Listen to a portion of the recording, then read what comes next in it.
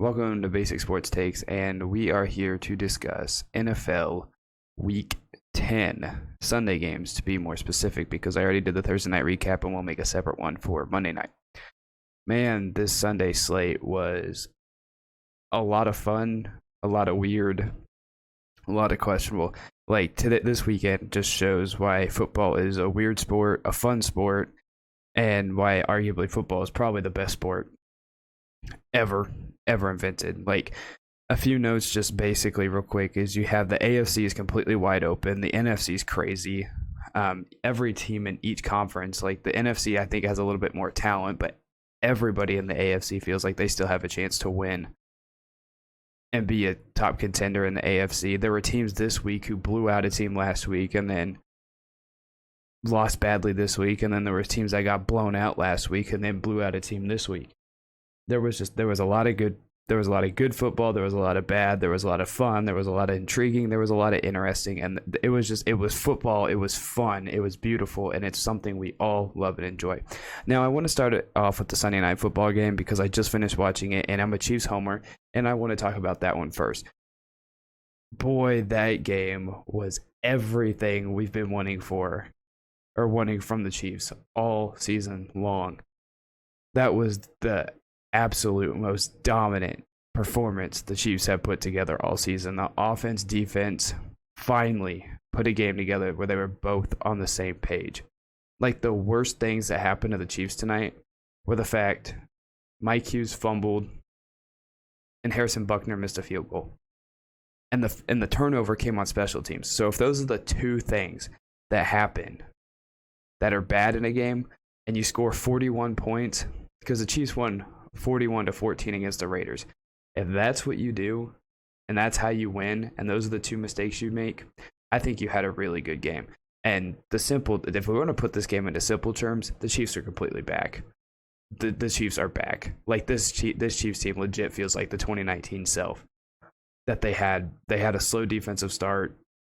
Mahomes did get injured in 2019. The Chiefs bounce back, roll off wins, a whole bunch of wins.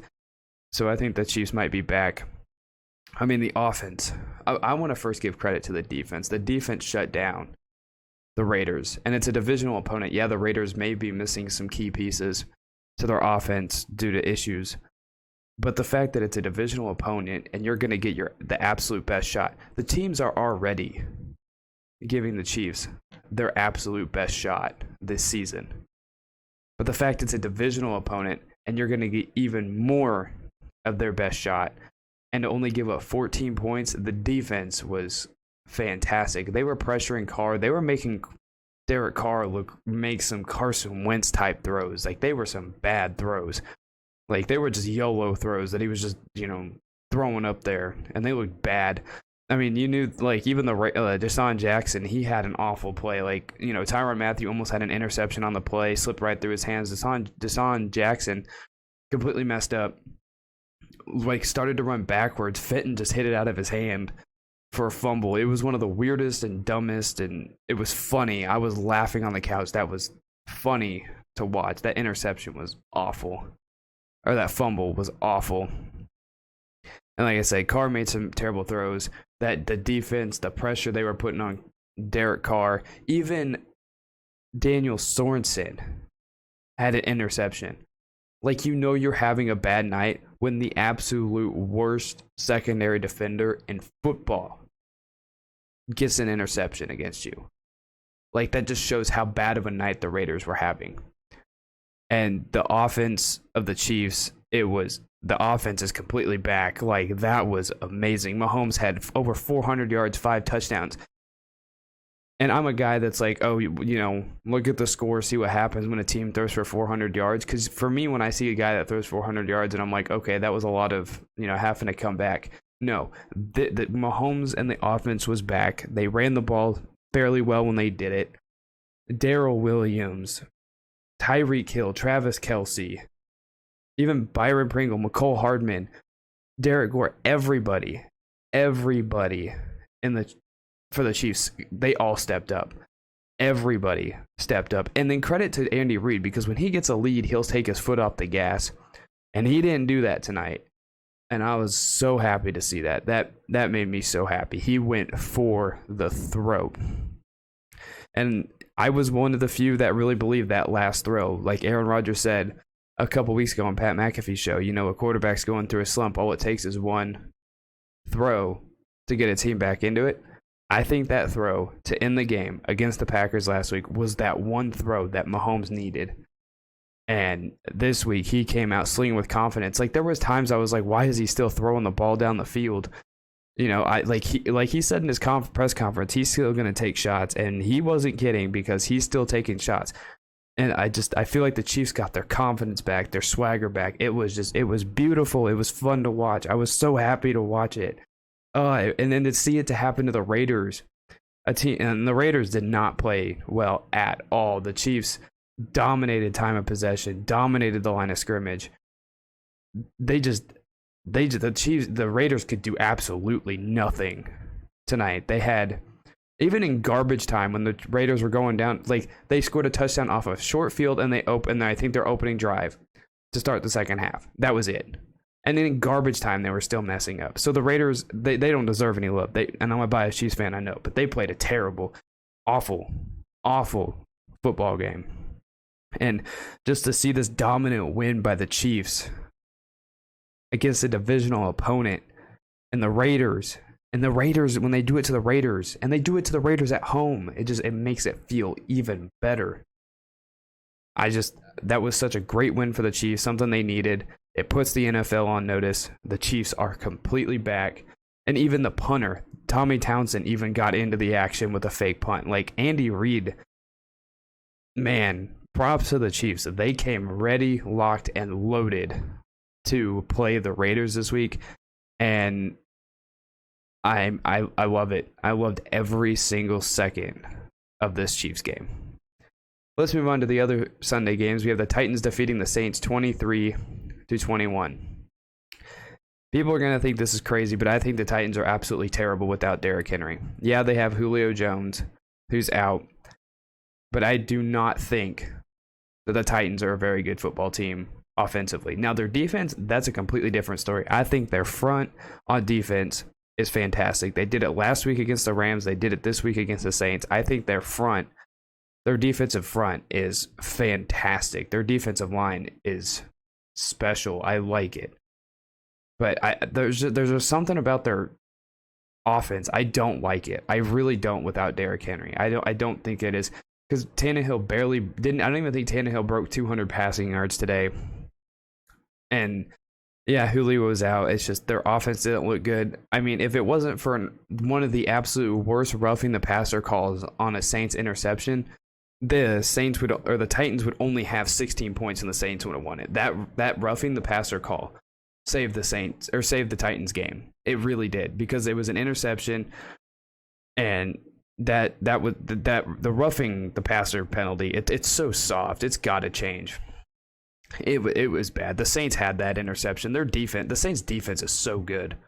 I really like the Saints defense. That is definitely not the problem. And I don't even think Trevor Siemian's their problem. They had 300 yards passing, 2 touchdowns. I think they made too many mistakes. And I mean, obviously their offense didn't score enough points. I know that's like a kind of a Captain Obvious point. Their offense didn't score enough points, but they made too many penalties, too many mistakes, and that's not going to help a team win. A game where the refs are already kind of making really stupid calls. Like the roughing call was just so bad. I'm not a fan of that. And I'm not a fan of the Titans offense. I know some people are going to disagree with that. I completely understand. I hate the Titans offense. Without Derrick Henry, he is the MVP of the Titans. And you could argue that if he didn't get injured the way that all the MVP candidates today, like look at Tom Brady today, if it wasn't for the way the MVP candidates have been playing today, and been playing recently, Derrick Henry, if he was still healthy, might be the MVP favorite right now. But I mean, the Titans, I got to get credit to them. They're winning these games. Their defense is spectacular. I'm a huge fan of their defense. I think their offense definitely needs to get a little bit more work, because there's really nothing special about their offense, and I don't like it. And like I said, if it wasn't for that terrible roughing call, I don't think the Titans win this game.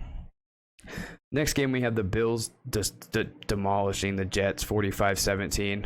I'm sad. The legend of Mike White is officially dead. The hype around Mike White was pretty awesome while it was there, but it's gone. It's dead. He had 4 interceptions. He got benched for Joe Flacco. Yeah, it's over for him. It really sucks. I'm sad to see it gone, but the legend of Mike White just died in this game. I mean, I really, really hope after this game he doesn't think he's still a number 1 overall pick, because there was no way he could live up to any standard of a number 1 overall pick. If that's your number 1 overall pick, your team is screwed. Like, Zach Wilson played terribly before he was injured. Mike White had like 1 or 2 games where he played well, and then it was bad. But the Bills are back. Like, their offense, oh my gosh, Josh Allen, a massive game. Like, they just laid the hammer on him, 45 points. Their defense stepped up, 4 interceptions. I mean, their offense looked subpar the last few weeks because against the Dolphins and then last week against the Jags, they couldn't do anything. But this week, the Bills are completely back, and I think they are still a contender in the AFC, and an AFC that's one of the weirdest conferences ever right now. The AFC is so weird. Like, as you saw tonight, the Chiefs went from last in the division a month ago to now leading the division. Like, the AFC is wide open. Anybody can get hot at the right time. They'll make a push. And it was just, the Bills are back completely. Their offense was great after a few subpar performances. Josh Allen looked fantastic. I think the Bills can use this to finally get on a roll after a couple bad offensive performances. The Dolphins game, they came alive in the second half, but the Jags, it looked terrible. So to see the Bills get, to see it back like that, it's really, really nice to see. And next we are on to the dumpster fire game of the week. We have the Lions and the Steelers tying 16-16. I don't know why that was so funny to say, but it was. First thing I want to say, obviously Big Ben was out. I don't think that really necessarily played much of a factor in this game, because I think Mason Rudolph played all right. Mason Rudolph, of all the things wrong with this game, wasn't the problem, I don't think. The first, if you just watch this game, I don't know what your first thought was. Mine was just, this game was stupid. It was stupid. You could also say this game was drunk, because yes, this game was drunk, because we just had our first tie of the season. And before I get into anything else, Jared Goff is terrible. He is. Dan Campbell must not trust him or something. I don't even think he had 100 yards passing going into overtime. And I know the weather was awful in Pittsburgh. I don't care. I don't think that played a factor in it, because Mason Rudolph is a backup with no preparation for this game really whatsoever, knowing last night on Saturday that he was going to end up playing. Played fine. But Jared Goff, he is terrible. The fact that he's getting paid that much money is a crime right now. Like, this is just, it's awful. He was carried by the Rams. The only reason why he got paid is because he went to the Super Bowl. You want to know why he went to the Super Bowl? It's because of Sean McVay. If it wasn't for Sean McVay, Jared Goff would not be making this much money right now. He would not be making this much money. This game showed completely why Jared Goff is no longer a Ram, and that's why Matthew Stafford is. This was awful. Jared Goff is so freaking bad. I don't know how else to put it. Jared Goff is awful. I mean, credit to the Lions, like, they were able to run the ball well, and that's really the main reason why the Lions were even in this game, because the Steelers' run defense just completely fell apart this game. Like I said, that's literally the only reason why they were in this game, because DeAndre Swift had a very good game. Now, TJ Watt did get hurt, sadly, and that really sucked, but the Steelers' run defense just completely collapsed, and the Lions were able just to take advantage of that and run the ball very well. And then, like I said, with the Steelers, I don't think offensively it really would have mattered, because I despise the Steelers' offense. I hated it when Big Ben was in there. Obviously, with Mason Rudolph, it doesn't really change it. And it was just, I don't like the Steelers offense. I don't think anybody likes the Steelers offense. I think even if Big Ben is in this game, I think the Steelers offense is still awful. Like Freiermuth, like they fumbled the game away literally in overtime. Like they had a chance to at least get into field goal range to win the game, and they fumbled the game away. And then the Lions' last play, they didn't even like it didn't even look like they like it just felt like these teams were playing for the tie. Like no one wanted to win. It was just this game was just awful. It was terrible. There was one terrible call by the refs, the roughing the passer call on Jared Goff. I think it was late in the game. Whatever. At that point, yeah, I think the rule is stupid. The refs are making terrible calls, but at the same time, these teams didn't deserve to win. This game was awful. Next, we have the Jaguars and the Colts. The Colts won 23-17. And early on Twitter this week, after all the Tony Corrente BS that was happening after the Bears game, I made a joke and I was like, Tony Corrente's going to have to ref Jags games.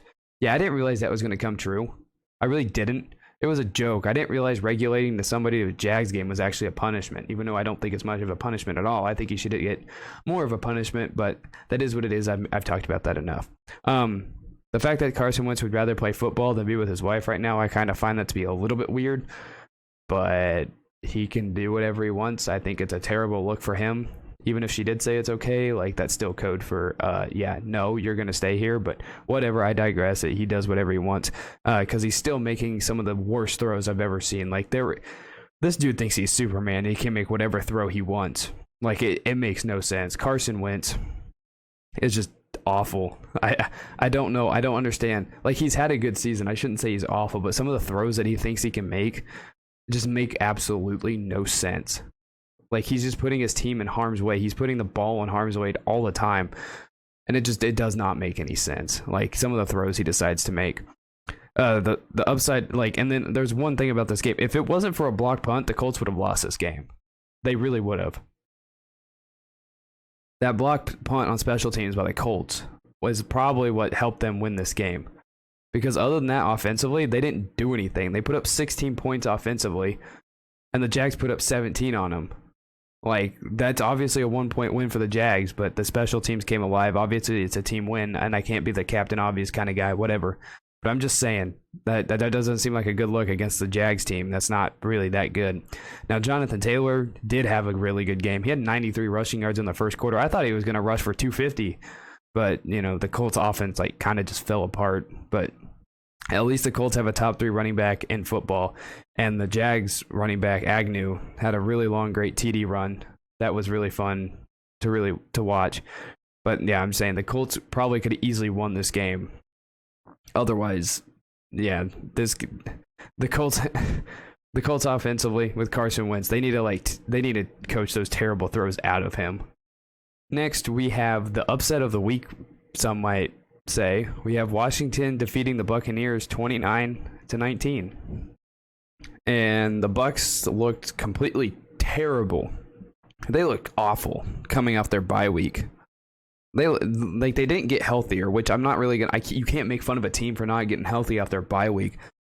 But to come off a bye week and look like that, they lost to the Saints, had a bye week, and then looked terrible. Now, credit to Washington, that defense came to play. Now, unfortunately, Chase Young did get injured, and I'm hoping for the best for him. I really, really hope that he's not out for a long period of time because that really sucks. But the fact that the defense of the Washington football team looks so good, and the Buccaneers offense, like, yeah, they were missing people, but come on, you still have a lot of talent on that team. And to come off a bye looking like you're not prepared, like that was a pathetic display. That was awful. Like I've said many times that I enjoy watching Tom Brady this season, but that was pathetic. That was an awful display. He had 2 really early interceptions. He easily could have had 3, but it was dropped. And it's just, there's like the Buccaneers, like I'm saying, like good teams, I don't even know if they're completely good anymore. Like some people say the Titans are good. Well, their offense, is struggling without Derrick Henry. The Buccaneers, they've been playing some really bad football recently. You have teams like the Chiefs who are on the uprise who are playing really well.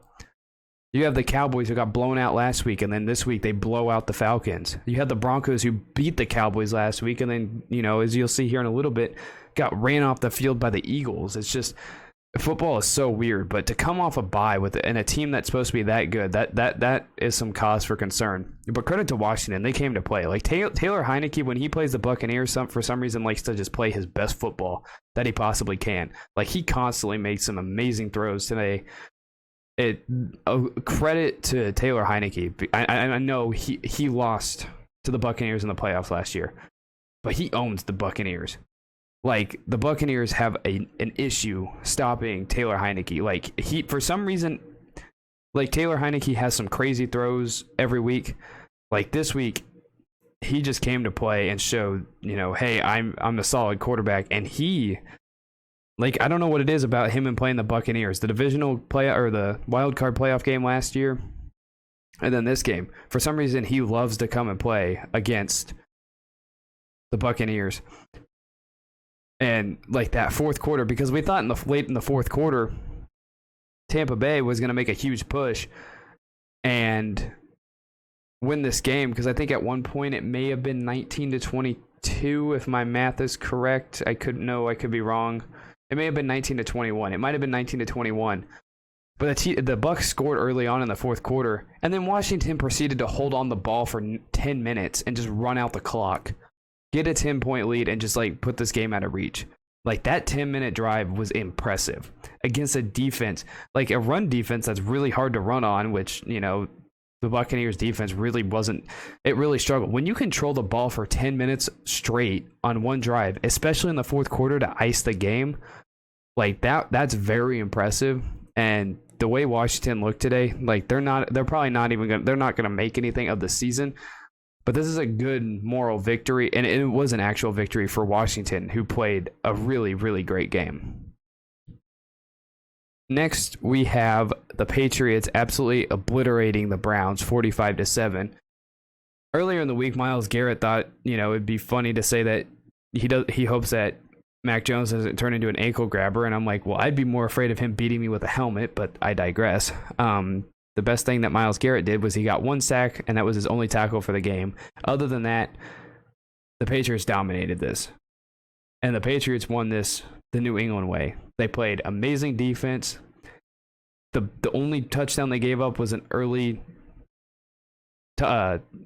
opening drive touchdown to the Browns. Now, credit to the Browns. That drive did look good, but after that, they completely fell apart. They looked awful. Matthew Judon on the defense for the Patriots, he's very good. That entire defense for the Patriots is just really good. They just played Patriots defense that entire game. They made Baker Mayfield look terrible. And Baker, I don't understand anymore, but like I used to be like, well, I don't understand how Baker's bad. He can make, Baker's awful. They got rid of OBJ. He played good 1 week, and then this week he looked awful. He missed receivers. He was missing throws. He was throwing some awful interception. Baker looked absolutely terrible. So the fact that he thinks he's worth the Dak levels, $40 million, just makes absolutely no sense to me. That is not happening. The Browns will move off of him or franchise tag him before they even consider paying him that much after this. He is so bad. Like, he only completed 11 passes, and his top receiver was a running back. Like, that's pretty bad. And Patriots-wise, like I said, their defense played lights out. They played fantastic, but Mac Jones is easily the best rookie in the NFL, and it's not even close. He was so freaking good. He made great throws. He led 2 drives of 92 and 99 yards in this game. Him and Hunter Henry, him and Kendrick Bourne, like that, the connections they had in this game were great. And I think it's safe to say that after this game, the Patriots are completely back, and the NFL is screwed because when the Patriots are back, everybody's mad and sad. So that's not good for the NFL. And other guys on this, the Patriots, Ramondre Stevenson, he's had a great last few weeks. And then Jacoby Myers finally got his first career receiving touchdown. I'm so happy. That is one thing that I've been waiting for the longest time. Like, ever since I realized that was a stat, I've been following it, and just to see him finally get it, I'm really, really happy to see that. The next game we have is the Cowboys absolutely destroying the Falcons 43-3. The Cowboys are fine. Last week against the Broncos, that's a fluke. The Cowboys are fine. Their defense looked freaking amazing. Like, even Dan Quinn won the game ball. That's how well he had his defense prepared. The team had 3 interceptions. Trayvon Diggs looked good. Everything about the Cowboys. I'm like, you can't even pick out one point of the Cowboys defense other than the fact that Dan Quinn had them ready and they play a fantastic defensive game of football. They held the Falcons to 3 points. Now, the Falcons are nothing special. Like, there were people that, thought the Cowboys or the Falcons might be a sneaky playoff team. And I say, watch this game, and their chances are absolutely none. The Falcons are terrible. And offensively, Dak looked amazing. Like, even at one point, I think it was still in the third quarter, I was yelling at my TV after his TD run to go up 36-3. I was like, just take him out of the game. There's no reason to be in there. But that whole offense looked good. Gallup looked good. Zeke looked good. CD looked good. Pollard looked good. I'm probably missing out a few guys. Like, obviously, Dak looked good. Like, everything about the Cowboys was good this week. And even this week, the Cowboys got their revenge on the block punt from last week. That didn't count, and they got one this week returned for a touchdown. The Falcons played a joke of a game. They were completely terrible. They were outcoached by Dan Quinn, hit their former head coach. Like, I think he may have had a chip on his shoulder this week, but just to see that game, the way it unfolded, it was an absolute crushing of the Falcons by the Cowboys. And for about 5 seconds, there was 28-3 jokes on the internet. Yeah, that lasted, like I said, all of about 5 seconds. And then the Cowboys proceeded just to I think right after the jokes started happening, the block punt happened, and then they converted the 2-point conversion or something like that. I could be completely wrong, but I just know that right after that, it was soon after those jokes, the block punt happened, and it was over. Yeah, the Cowboys destroyed the Falcons. The Falcons are terrible. Next, we have the Panthers just coming in and having a very impressive game against the Cardinals, defeating them 34-10. It was Cam Newton's revenge game. He's back. He's so back. That was a lot of fun. His touchdown, what he yelled after that touchdown run, just yelling he's back. He's like, I'm back, and that was sweet. There's just something awesome to see about seeing Cam Newton in a Panthers uniform. I was so happy to see him back. It was just awesome to see him back in that uniform. Like, early on, he had a passing and a rushing touchdown. I'll be honest, PJ Walker's obviously not the answer. Sam Darnold's probably never going to play a snap for them again. So I think they should let Cam Newton ride this thing out. I know it was one game and he played like a handful of plays, but I mean, if we're going to overreact, if Cam Newton can make some plays and get this Panthers team back on track, he may be able to lead them to a playoff push. And if he wins a game or two in the playoffs, he might get an extension. He might get back his job as a starting quarterback in Carolina. And that would be awesome because he has the talent. Robbie Anderson, DJ Moore. You have Christian McCaffrey, who's an amazing dual threat, do everything kind of running back. I'm glad to see him out there when he's healthy. And everything about the Panthers today was very impressive. Like, they made the Cardinals look terrible. Like, obviously they need Kyler and D-Hop back. Colt McCoy had, he's a good servable one game backup kind of quarterback, get you a win when you need it. But I mean, he threw an absolutely terrible interception. Unfortunately, he got injured. Somebody came in. I don't even know his name. I've never heard of him before. The Cardinals, they just looked really bad. Colt McCoy did not look good at all. The Cardinals looked terrible. The Panthers defense is absolutely legit. So the Panthers have the defense.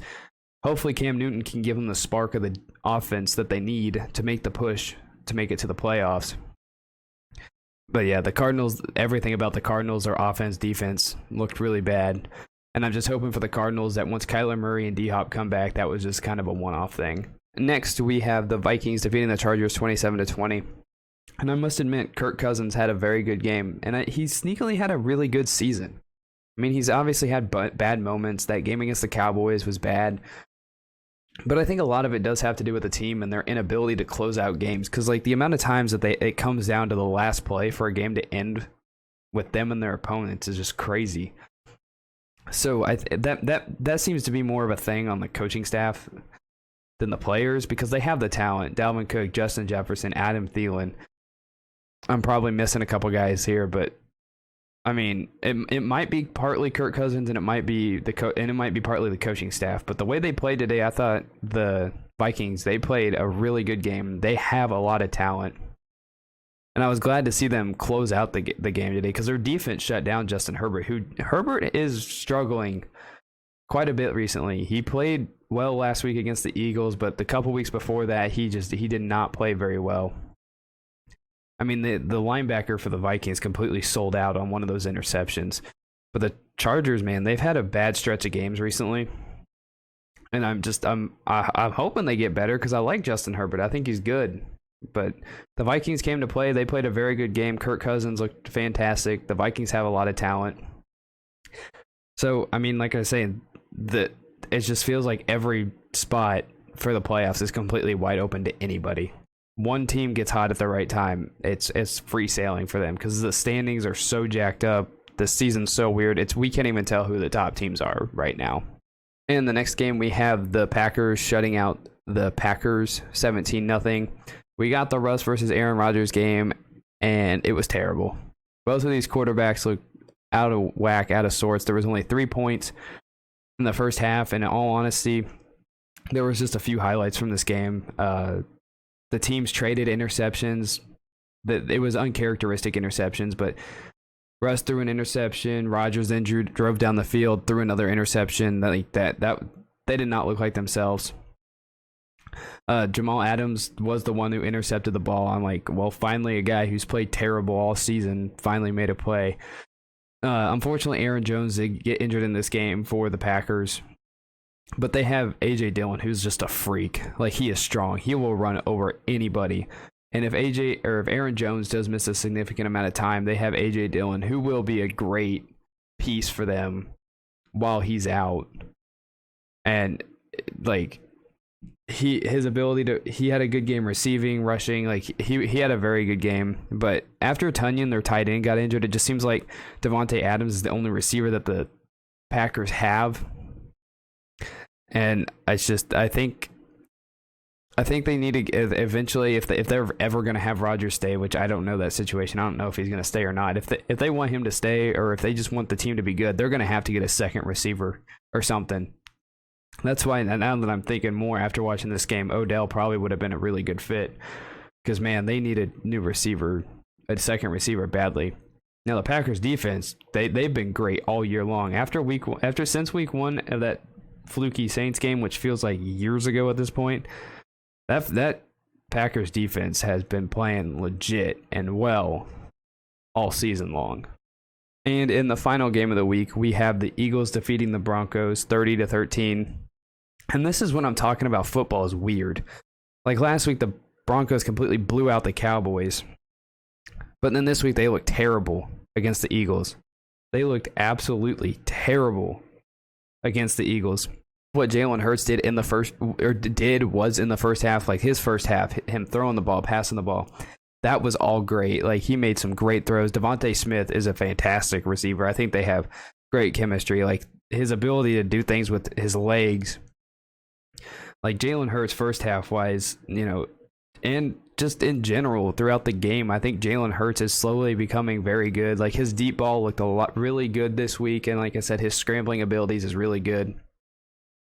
And the Eagles defense played fantastic, only holding the Broncos to 13 points. Now, the Broncos offensive effort is completely terrible. So Teddy Bridgewater had probably one of the worst effort plays of the season. So Melvin Gordon fumbled. Darius Slay recovers the fumble, returns it for a touchdown. That's fine. But if you see the replay, Teddy Bridgewater made absolutely no attempt to make the tackle, which looks really bad because if he makes that tackle, the Broncos might still have a chance to be in the game and maybe at that point still have a chance to win it. Because at that point, the game wasn't out of hand yet.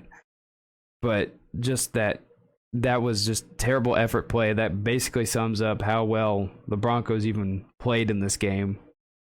Because they were not good. The Broncos, coming off a blowout win like that, we would against the Cowboys, we kind of expect you to come out and play a little bit better than what you did. But the Eagles came out hungry. That first half by Jalen Hurts was fantastic. And this game just showed how weird football is. And this week in general just kind of showed how weird football is. And I was enjoyable. That is my review for all of the games that happened on Sunday. I will have a separate video up reviewing Monday Night Football, hopefully on Tuesday, tomorrow. But yeah, I hope you guys enjoyed the recap. Give me your thoughts on what you saw in week 10. Almost said week 9. Just let me think of what you think about all these games. Tell me if you agree, disagree with anything. And yeah, I hope you all enjoyed your football Sunday. Thank you guys so much for watching. Thank you guys so much for listening. And I will see you in the next one.